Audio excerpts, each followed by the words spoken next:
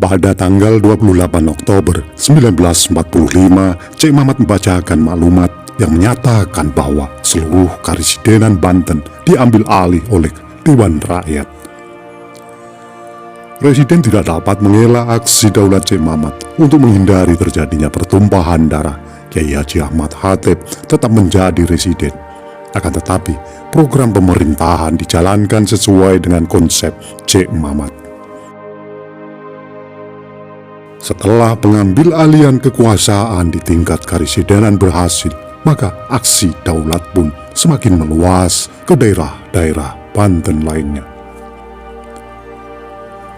Sebelum melanjutkan nonton video ini, bagi yang suka dengan video-video kami, tolong bantu subscribe, like, komen, dan share. Bagi yang tidak suka, abaikan saja. Kami di sini tidak ada niat untuk menyudutkan orang-orang yang terlibat. Kami di sini tidak mengurangi atau menambah isi sumber untuk menjaga otentisitas sumber. Kami di sini hanya mengulang sejarah-sejarah yang sudah ada. Kami di sini mengambil sejarah-sejarah yang bisa dipercaya keabsahannya. Pada malam hari tanggal 28 Oktober 1945, Bupati Serang R. Hilman Jayadiningrat ditahan oleh para pemuda pengikut Cek Mamat. Berita ini baru diketahui keesokan harinya. Presiden dan pimpinan BKR segera bertindak untuk membebaskan serta mencegah aksi-aksi Dewan berikutnya. Dalam kondisi politik yang kacau, Cek Mamat memaksakan kehendaknya kepada Residen agar segera menyusun aparatur pemerintahan yang baru. Belum disampaikan tersusun, ia sendiri menunjuk wakil rakyat guna menduduki jabatan-jabatan dalam pemerintahan. Untuk memperoleh simpatisan rakyat, maka seluruh aparatur pemerintah diambil dari golongan ulama. Jabatan residen tetap dipangku oleh Kiai Haji Ahmad Khatib. Kiai Haji Sam'un diangkat sebagai Bupati Pandeglang di samping jabatannya sebagai Komandan TKR Banten. Dan Haji Hasan sebagai Bupati Lebak. Di samping itu dibentuk pula Majelis Ulama yang berfungsi sebagai suatu badan penasehat serta pengawasi tugas residen. Majelis ini beranggotakan 40 kiai yang berpengaruh di Karesidenan Banten. Meskipun telah ada perubahan dalam jabatan pemerintahan daerah, tidak berarti bahwa masalah telah terselesaikan. Laskar Cek Mamat yang bernama Gulung Pulkut atau Pamong Praja masih terus melakukan pengacauan dan teror. Para anggota laskar ini kebanyakan terdiri atas para jawara. Perampokan harta benda milik penduduk dan pembunuhan terutama terhadap golongan Pamong Praja merupakan sasarannya. Kepala Polisi Serang Oscar Kusumaningrat ditangkap kemudian dibawa ke penjara Serang. Selain untuk membiayai kelangsungan hidup perjuangan Cek Mamat yang bermarkas di Ciomas, maka tindakan perampokan dan pembunuhan tersebut dilakukan sebagai balas dendam terhadap Pamong Praja yang dianggap memiliki kedudukan keistimewaan. Kedudukan istimewa pada masa pendudukan Belanda maupun Jepang. Dengan demikian, sasaran teror ini memiliki motivasi politik yang mewarnai gerakan aksi daulat tersebut. Teror dan keganasan Laskar Gulkut telah demikian meresahkan rakyat. TKR Resimen 1 Banten yang dipimpin oleh Kiai Haji Sam'un merencanakan sesuatu operasi penumpasan. Dengan dibantu oleh Ali Amangkut dan TB Kaking.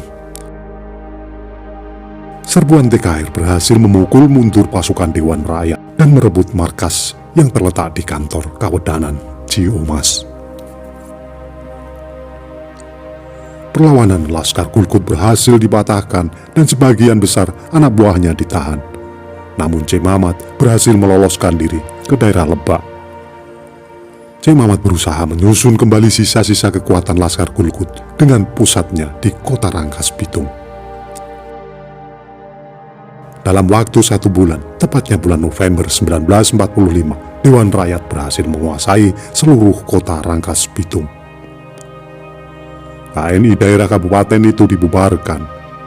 Aksi-aksi Cik Mamat mendapatkan dukungan dari Kepala Desa Lewi Damar Kabupaten Lebak, dan ia diangkat menjadi wedana di distrik tersebut.